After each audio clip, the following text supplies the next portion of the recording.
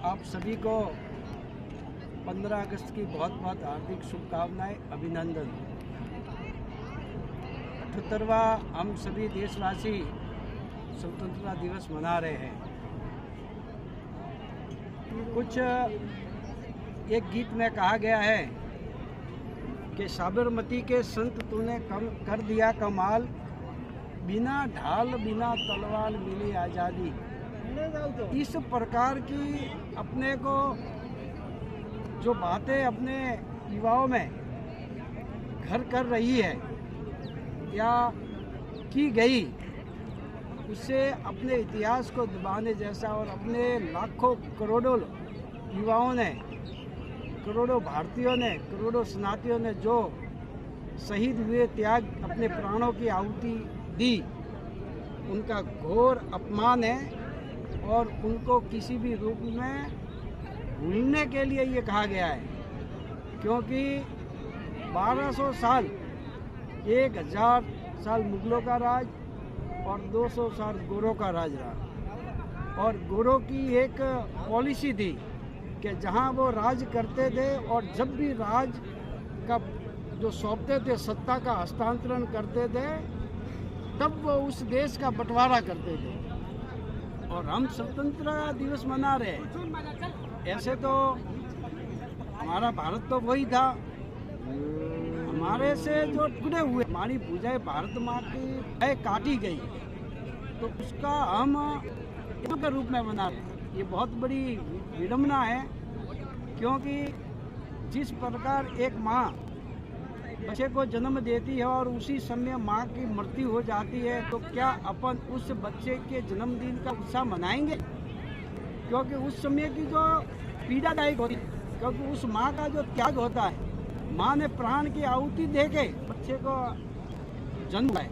इसी प्रकार भारत माँ के अंग्रेजों के सर में कई टुकड़े हुए। ये बर्मा, अफगानिस्तान, श्रीलंका, फिर ये पाकिस्तान, और उसी समय अपना जो मालदीव छोटा सा, वो भी 47 में ही आज़ाद हुआ था। इसी प्रकार कई लाखों करोड़ों लोगों ने प्राणों की आहुति दी। जिस प्रकार कुछ लोग कहते हैं कि आरएसएस और संघ ने क्या किया, तो उनको शायद इतिहास मालूम नहीं है, क्योंकि बाहर से बैठे बैठे किसी के ऊपर आक्षेप लगाना बहुत ही छोटी सी बात है। लेकिन जब इतिहास पढ़ेंगे तो अपना भारत आज़ाद हुआ तो गोरों ने सत्ता का हस्तांतरण किया। उस समय दादर नागर हवेली भारत के अधीन नहीं था, गोवा भी नहीं था। आरएसएस के अटक प्रयास से वहाँ पे आंदोलन खड़ा गए, यहाँ तक कि नेहरू जी की सरकार का साथ न होते हुए भी वहाँ पे तिरंगा फहराने का काम आरएसएस के स्वयंसेवकों ने किया। गोवा को आज़ाद कराने का काम स्वयंसेवकों ने किया। वहाँ पे कम से कम 25 से 30 हज़ार स्वयंसेवकों ने बलिदान, वहाँ पे गिरफ्तारी दी, वहाँ पे फहराया। तब जाके हिंदुस्तान की सरकार ने वहाँ फौज भेजी और गोवा अपने देश के अधीन आया। कई लोग कहते हैं कि संघ में क्या होता है। संघ में ये होता है कि ये हकीकत जो बात मैं एक बात बताना चाहता हूँ। एक बार स्कूल के बाहर से अपने प्रचारक जी जा रहे थे। जब जा रहे तो वहाँ की जो प्रधानाध्यापिका जी, उन्होंने उनको देखा तो बच्चों को भेजा था, भाई साहब को बुला के लाओ। तो वो बुला के लाए, ऑफिस में बिठाए। तो वहाँ पे उनके जितने भी स्टाफ थे, अध्यापक और अध्यापिका जी, वहाँ ऑफिस में आए और पूछा, ये कौन है आप? ये तो सीधे साधे दिख रहे हैं, चोली डाली हुई, धोती पहनी हुई और खादी का जो शर्ट चप्पा पहना हुआ, एकदम सीधे साधे। इतना आप भगत करे हो, नेता तो दिख नहीं रहे और ना ऑफिसर दिख रहे, ये कौन है? तो उन माता जी ने बोला, अध्यापिका जी ने बोला कि ये आरएसएस के हैं। तो फिर वो उनके स्टाफ ने कहा कि ये आरएसएस क्या होता है? तो उन्होंने थोड़ा और कहते हुए कहा कि ये शाखा क्या होती है? फिर वो बच्चे में और गुंजलाते हुए उन्होंने कहा कि मैं शाखा और आरएसएस के बारे में इतना तो नहीं जानती, लेकिन मैं इतना ज़रूर जानती हूँ। और तुम खुद देखते हो कि जब मेरा बेटा मेरे को स्कूल पे छोड़ने आता था तो वो गेट के बाहर छोड़ के चला जाता था, लेकिन इन भाषाओं के संपर्क में आके वो जो शाखा लगाते हैं वहाँ पे मेरा बच्चा नियमित सुधर जाता है।